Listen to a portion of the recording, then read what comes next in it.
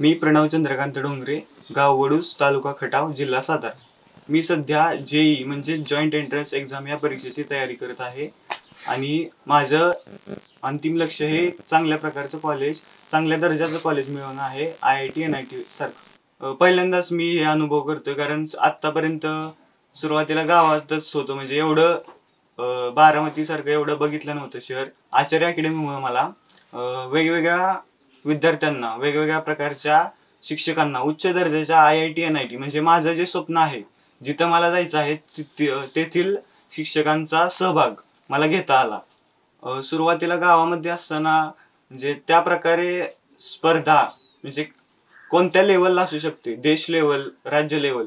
सुरुवातीला आम्ही राज्य लेवल पर्यंतच होतो. परत आम्ही सहभाग घेतल्यामुळं, मोठ्या लेवलला गेल्यामुळं देशात स्पर्धा काय असते किंवा जेई मेन्स काय आहे हे आम्हाला आचार्य अकॅडमीमधून मार्गदर्शन मिळाले. मला हॉस्टेल, अकॅडमी तसेच क्लासमध्ये शिकताना शिक्षकांकडून, आचार्य अकॅडमीतील असणाऱ्या काउन्सिलिंग टीम सोबत शिक्षकांनी, मेंटर यांनी, शिक्षकांनी पहिल्यांदा तर सगळे म्हणजे शिकताना येणारे सगळे पूर्ण डाऊट क्लिअर केले. कोणत्या प्रकारे मार्क मिळवावे किंवा कसं त्या परीक्षेला सामोरं जावं हे त्यांनी चांगल्या प्रकारे सांगितलं. सर्वात पहिली मोठी प्रेरणा म्हणजे आई वडील, कारण त्यांच्यामुळेच सध्या जे सगळं आहे. आणि स्वप्न स्वतःचं जे साकार करायचे.